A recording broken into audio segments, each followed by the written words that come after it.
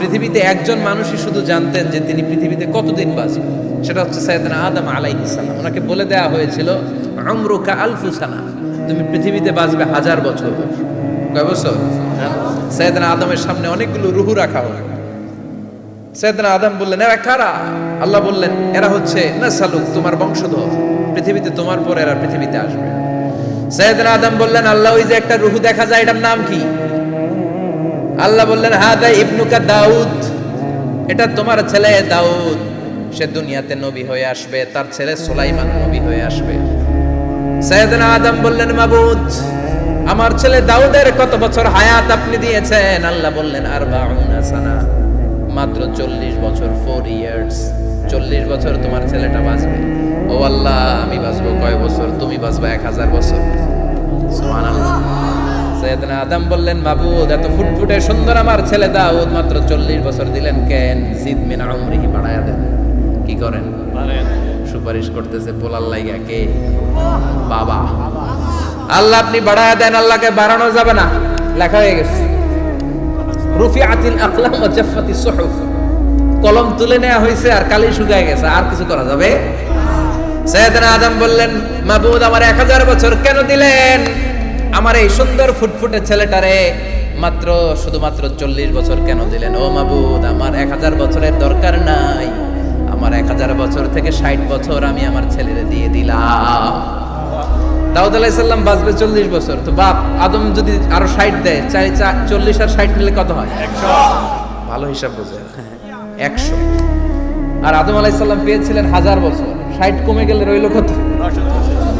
940 বছর পৃথিবীতে থাকার পরে মালাকুল মাউত চলে এসেছে, কারণ এটা on time. The death will come on time, it never late, কখনো দেরি হয় না।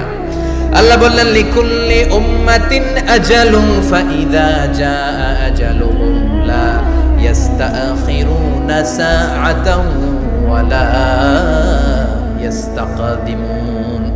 মৃত্যুর একটা নির্ধারিত সময় আমি বেঁধে দিয়েছি, অন টাইম। অন টাইমেই চলে আসে, 1 সেকেন্ড আগেও আসবে না, 1 সেকেন্ড পরেও আসবে না। 940 বছর বয়সে মালাকুল মাউত এসে হাজির, এসে বলল, জিতু আন আকবাদা রূহাক, রূহ কবজ করতে আসছি। আদম আলাইহিস সালাম বললেন, রূহ কবজ করতে আসছো মানে? আমি বাঁচবো তো 1000 বছর। কয় বছর? মালাকুল মাউত বললেন, না না, ওই যে আগের কথা স্মরণ করেন, আপনি 60 বছর দিয়া দিছিলেন। কয় না, আমি দেই নাই, আমি আরো বাঁচুম, আরো 60 বছর পাওনা আছি, আমি দেই নাই। মালাকুল মাউত বললেন, আপনি দিয়েছেন? আদম বলে, দেই নাই। মালাকুল মাউত বলে, আল্লাহ ঘটনা দেখেন, দিয়া কয় দেই নাই। আল্লাহ কয়, থাক, কথা কইস না, আয়া বস। সুবহানাল্লাহ পড়ো। নাসিয়া আদম ফানাসিয়া বানু, ভুলে গেছেন। আমরা ভুলে যাই, আমরা খেয়ে বলছি খাই নাই, নিছিলাম পকেটে, কয় নেই নাই। এরকম ডাকাইত আছে না নাই? নাসিয়া আদম ফানাসিয়া বানু, বিশ্বনবী বললেন, আদম ভুলেছে তো তার সন্তানরাও ভুলে যায়। জাহাদা আদম ফাজাহাদাত যুররিয়াতু, আদম অস্বীকার করেছে, তার সন্তানরাও অস্বীকার করে। সেদিন থেকে আল কিতাব ওয়া শুহুদ, মানে লিখে রাখার সিস্টেম আর সাক্ষীর সিস্টেম চালু হয়েছে। সুবহানাল্লাহ পড়েন। সুবহানাল্লাহ। 940 বছর বয়সে মালাকুল মাউত এসে আদম আলাইহিস সালামের রূহ নিতে পারে নাই। উনি 1000 বছর যখন হয়েছে তখন এসে সাইয়েদনা আদম আলাইহিস সালামের রূহ কবজ করেছে। যেই দিন পৃথিবীর প্রথম মানব, প্রথম নবীর রূহ মালাকুল মাউত দুনিয়া এসে কবজ করেছে, ওই দিনটাও ছিল জুমাবার। সুবহানাল্লাহ, আল্লাহু আকবার। আবার বিশ্বনবী বললেন, লা তাকুমুস সাআহ ইল্লা ফি ইয়াউমিল জুমআহ ইযা যুলজিলাতিল আরদু জিলজালাহা ওয়া আখরাজাতিল আরদু আসফালাহা ইযা রুজ্জাতিল আরদু রাজ্জান ওয়া বুসাতিল জিবালু বাসসা। কিয়ামতের দিন পৃথিবীটাকে একটা প্রকম্পন দিয়ে কাঁপিয়ে দিবে কে? আল্লাহ। মারাত্মক একটা ঝাঁকুনি দিবে আল্লাহ, পুরো পৃথিবীটা কেঁপে ভেঙে চুরে খান খান হয়ে যাবে। এই ঝাঁকুনি আর আর্থকোয়েক, ভূমিকম্প এর ঘটনাটা যেদিন ঘটবে ওই দিনটাও হচ্ছে জুমার দিন। চিৎকার করে পড়েন সুবহানাল্লাহ। সাধারণ দিন নয়, ফিহি খালাকাল্লাহু আদম। কালকের এই দিনটায়, এই জুমার দিনে আল্লাহ তাআলা সাইয়েদনা আদম আলাইহিস সালামকে তৈরি করেছেন। সুবহানাল্লাহ। বিশ্বনবী বলেন, লাম্মা খালাকাল্লাহু আদম ওয়া কানা তুলুহু 60 যিরাআন। আল্লাহ তাআলা যখন আদম আলাইহিস সালামকে তৈরি করলেন, 60 হাত লম্বা করে তৈরি করলেন। আর আমরাও যারা জান্নাতে ঢুকবো আমাদের আকৃতি থাকবে 60 হাত লম্বা। মজা করে সুবহানাল্লাহ পড়তে পারলেন না? আল্লাহ সাইয়েদনা আদমকে তৈরি করলেন এই জুমার দিনে। আবার সাইয়েদনা আদম আলাইহিস সালামকে পৃথিবীর বুকে তিনি পাঠিয়ে দিয়েছিলেন এই জুমার দিনে। সুবহানাল্লাহ। কুল নাহবিতু মিনহা জামিআ, ও Adam go down with your wife, তোমার স্ত্রী হাওয়াকে নিয়ে পৃথিবীতে নাও। সাইয়েদনা আদম আলাইহিস সালামকে আল্লাহ তাআলা পাঠিয়েছিলেন শ্রীলঙ্কার একটা পাহাড়ে, অ্যাডামস পিক। ওখানে ঐতিহাসিকভাবে প্রমাণিত, এটা হাদিসে নেই, কুতুবুত তারিখে এসেছে। শ্রীলঙ্কা একটা পাহাড় আছে, কলম্বো থেকে অনেক দূর। ওই পাহাড়ের চূড়ায় সাইয়েদনা আদম আলাইহিস সালামের ফুটপ্রিন্ট আছে। ফুটপ্রিন্ট মানে পায়ের ছাপ। সুবহানাল্লাহ পড়ো। সুবহান। এটারে বলে ফিঙ্গারপ্রিন্ট। এটার কি বলে? পায়ের গুলারে একজনের আঙ্গুলের ছাপের সাথে একজনের আঙ্গুলের ছাপের মিল নাই। শুধু তাই না, আমার এই আঙ্গুলের সাথে এই আঙ্গুলের ছাপের কোনো মিল নাই। আয়াহসাবুল ইনসানু আল্লান নাজমা ইযামা বালা কাদিরিনা আলা আন নুসাউইয়া বানান। আল্লাহ বলেন, গোলাম তুমি মনে করেছো তোমার হাড্ডি গুড্ডি পচে যাবে, তোমাকে আমি একত্রিত করে আবার বানাতে পারবো না? বানানো তো অনেক দূরের কথা, আমি তো তোমার আঙ্গুলের ছাপগুলো সংরক্ষণ করে রেখেছি। চিল্লায় পড়েন আল্লাহু আকবার। 1880 সালে স্যার ফ্রান্সিস গাল্টন নামে একজন বিজ্ঞানী, তিনি আবিষ্কার করেছেন যে আমাদের আঙ্গুলের ছাপগুলো আলাদা, ফিঙ্গারপ্রিন্ট আলাদা। এই 10টা আঙ্গুলের একটার সাথে আরেকটার কোনো মিল নাই। এই পৃথিবীতে যদি 600 কোটি মানুষ হয় তাহলে 6000 কোটি আঙ্গুল, একটা আঙ্গুলের সাথে আরেকটা আঙ্গুলের ছাপের মিল আছে? যারা সিগনেচার দিতে পারে না এরা কি দেয়? টিপসই দেয়। সুবহানাল্লাহ। কি ম্যাজিক আল্লাহ আঙ্গুলে রেখে দিয়েছে, একটা আঙ্গুলের ছাপের সাথে আরেকটা আঙ্গুলের ছাপের মিল নেই। এখন এই বায়োমেট্রিক অথেন্টিকেশনের জন্য অনেক জায়গায় দিতে হয়। ইমিগ্রেশন পাস করবেন, গিভ ইউর ফিঙ্গারপ্রিন্ট। ভিসা করবেন, Schengen visa, European visa, provide your fingerprint first. Canadian এম্বাসিতে গিয়েছিলাম, সব আঙ্গুলের আলাদা আলাদা ফিঙ্গারপ্রিন্ট রেখেছে। এখন এটা অথেন্টিকেশনের জন্য সিকিউরিটি পারপাস খুব গুরুত্বপূর্ণ। কিন্তু 1500 বছর আগে, 1880 মানে কি 200 বছর তো না, 200 বছর আগে বিজ্ঞানীরা আবিষ্কার করলো। 1500 বছর আগে সূরাতুল কিয়ামার ভিতরে ফিঙ্গারপ্রিন্টের কথা বলেছে কে? আল্লাহ। আর পায়েরটারে বলে ফুটপ্রিন্ট। এটা প্রাণীদের ক্ষেত্রে প্রযোজ্য, কারণ প্রাণীদের আঙ্গুল নাই, আছে? ওদের আছে পা। বাঘের কয় পা? কথা কয় না? 4 পা। বাঘের হাত কয়টা? হাত নাই, ওদের পা। ফলে ওদের ফুটপ্রিন্ট লাগে। সুন্দরবনে কয়টা বাঘ আছে এটার একটা হিসাব আছে। কি করে বলে, কেমন করে হিসাব করে? বাঘের কাছে যে গুনে, চেহারা তো একরকম, একটার 3 বার গণ। কথা কন, কিভাবে গনে তাহলে? বাঘশুমারি হয় কিভাবে? ফুটপ্রিন্ট, পায়ের ছাপ। একটা বাঘের পায়ের ছাপের সাথে আরেকটা বাঘের পায়ের ছাপের কোনো মিল নাই। আবার কাবা ঘরের পাশে একটা ছোট্ট জায়গা আছে, এই জায়গার মধ্যে রব্বুল আলামিন সব নবীদের পিতা সাইয়েদনা ইব্রাহিম আলাইহিস সালামের ফুটপ্রিন্ট রেখে দিয়েছেন।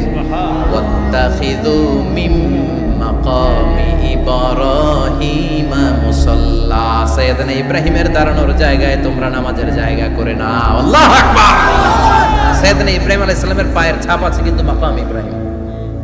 আর সাইয়েদনা আদম আলাইহিস সালামের পায়ের ছাপ আছে অ্যাডামস পিকে, শ্রীলঙ্কার ওই পাহাড়ে। তো যেদিন আদম আলাইহিস সালামকে আল্লাহ ওখানে পাঠিয়ে দিয়েছিলেন, ওই দিনটা ছিল জুমার দিন। সুবহানাল্লাহ নাই? সুবহানাল্লাহ বাড়িতে যায় বলেন, চিল্লায় পড়েন আল্লাহু আকবার। এরপরে সাইয়েদনা আদমকে পাঠানো হলো শ্রীলঙ্কায়, সাইয়্যিদাতুনা হাওয়া আলাইহিস সালামকে পাঠিয়ে দেয়া হলো সৌদি আরবের জেদ্দা শহরে। আরবিতে জেদ্দা বা জাদ্দা মানে দাদি। জেদ্দাতুন বা জাদ্দাতুন মানে কি? দাদি। হাওয়া আলাইহিস সালাম আমাদের সবার দাদি, ঠিক কিনা? ওনার নামে এই শহরের নাম। বছরের পর বছর সাইয়েদনা আদম আলাইহিস সালাম এবং হাওয়া আলাইহিস সালাম আল্লাহর কাছে ক্ষমা চাইলেন, আল্লাহ ভুল করে নিষিদ্ধ গাছের ফল খেয়েছি, তুমি মাফ করে দাও। আল্লাহ বললেন, আদম কয়েকটা কালিমা শিখিয়ে দেব, এই কালিমাগুলো পড়ে আমার কাছে দোয়া করো, আমি কবুল করে নিব। আল্লাহু আকবার। আল্লাহ শিখিয়ে দিলেন আর বললেন, আদম পড়ো, রাব্বানা যালামনা আনফুসানা ওয়া ইল্লাম তাগফির লানা ওয়া তারহামনা লানাকুনান্না মিনাল খাসিরিন। ও আল্লাহ, জুলুম করেছি নাফসের উপর, ভুল করেছি, অন্যায় করেছি, আপনি যদি ক্ষমা না করে দেন আমরা শেষ হয়ে যাব, আমরা হালাক হয়ে যাব, ক্ষতিগ্রস্তদের মধ্যে শামিল হয়ে যাব, ঠিক কিনা? আল্লাহ সাইয়েদনা আদম আলাইহিস সালামের তওবা কবুল করলেন। ওনার কাজ হচ্ছে তওবা কবুল করা, আমাদের কাজ গুনাহ করা, শয়তানের কাজ ওয়াসওয়াসা দেওয়া, আল্লাহর কাজ খালি মাফ করা। সুবহানাল্লাহ পড়বেন না? তার মানে আদম সৃষ্টি হলো জুমার দিনে, দুনিয়ায় নামিয়ে দেয়া হলো জুমার দিনে, তওবা কবুল করে নেওয়া হলো জুমার দিনে, রূহ কবজ করা হলো জুমার দিনে, আবার কিয়ামত সংগঠিত হবে জুমার দিনে। পড়েন সুবহানাল্লাহ। আবার বিশ্বনবী বললেন, আর রমাদান ইলা রমাদান, এক রমজান থেকে আরেক রমজানের মাঝখানে যত গুনাহ হয় মাফ করে কে? আল্লাহ। তারপরে বিশ্বনবী বললেন, আল উমরাতু ইলাল উমরাহ, কেউ যদি একবার উমরা করে পরে আবার করলে দুই উমরার মাঝখানে গুনাহগুলো মাফ করে দেয় কে? আল্লাহ। আবার বিশ্বনবী বললেন, আল জুমআতু ইলাল জুমআ কাফফারাতুন লিমা বাইনাহুমা, এক জুমার পর থেকে সামনের জুমা আসা পর্যন্ত যে সগীরা গুনাহগুলো হয় সবগুলো সগীরা গুনাহ মাফ করে দেয় কে? রজব শাবানে বরকতে দাও, রমজান মাসে গুনাহ ঝরা, সপ্তাহ জুড়ে তুমি বরকতে দাও, জুমার দিনেতে গুনাহ ছড়াও, রজব শাবানে বরকতে দাও, রমজান মাসে গুনাহ ঝড়াও, ঠিক কি না? তার মানে জুমার দিন গুনাহ মাফের দিন। সারা সপ্তাহে ভুল ত্রুটি অন্যায় যা করলাম জুমার নামাজের বদৌলতে সব গুনাহ মাফ করে দেয় কে? এই দামি দিনটাকে আল্লাহ ইহুদিদের দিতে চেয়েছিলেন, পায় নাই। আলহামদুলিল্লাহ কইবেন না? আলহামদুলিল্লাহ। ইখতিলাফু, তারা ইখতিলাফ করে হারাইছে এটা। এই দামি দিনটা রব্বুল আলামিন নাসারাদেরকে দিতে চেয়েছিলেন, ফাখতালাফু, ওরাও ইখতিলাফ করে হারাইছে। এজন্য ইখতিলাফ ভালো জিনিস না খারাপ জিনিস? মারামারি ভালো জিনিস না খারাপ জিনিস? আর ঐক্য করা ভালো জিনিস না খারাপ জিনিস? ঐক্য করতে রাজি আছেন? ইহুদিদেরকে আল্লাহ দিতে চাইলেন, ইখতিলাফ করে হারাইছে, নাসারারাও হারাইছে। ফাজা আল্লাহু বিনা ফাহাদানা বিহাদা দ্বীন, রব্বুল আলামিন এই দিনটা আমাদেরকে দিলেন, আমরা ইখতিলাফ করি নাই, বিশ্বনবীর হাতে হাত রেখে ঐক্য করে ঘোষণা দিয়েছি জুমার দিন আমাদের সাপ্তাহিক দিন। সুবহানাল্লাহ। বিশ্বনবী বলেন, ফাগাদান লিল ইয়াহুদ, সাপ্তাহিক আনন্দের দিন ইহুদিদের জন্য হচ্ছে শনিবার, ইয়ামুস সাbt, ও বা'দা গাদ লিন নাসারা, আর খ্রিস্টানদের জন্য হচ্ছে রবিবার, আর আমাদের জন্য হচ্ছে শুক্রবার। চিল্লায় পড়েন আল্লাহু আকবার। তার মানে জুমার দিন, জুমাবারের মর্যাদা বেশি না কম? চিল্লায় বলেন বেশি না কম? জুমার দিন সকালবেলা ফজরের নামাজের পর থেকে ফেরেশতারা যতগুলো মসজিদে জুমা অনুষ্ঠিত হয় ওই মসজিদে ঢোকার প্রতিটা দরজার মধ্যে দাঁড়িয়ে থাকে। কারা কারা আগে আগে জুমার নামাজ পড়ার জন্য মসজিদে যায়, প্রত্যেকের নামগুলো একটা জান্নাতের রেজিস্ট্রি খাতার মধ্যে তুলে নেয়। সুবহানাল্লাহ। এই নামগুলো স্পেশালি আল্লাহর কাছে পাঠানোর জন্য। সুবহানাল্লাহ কইবেন না? সুবহানাল্লাহ।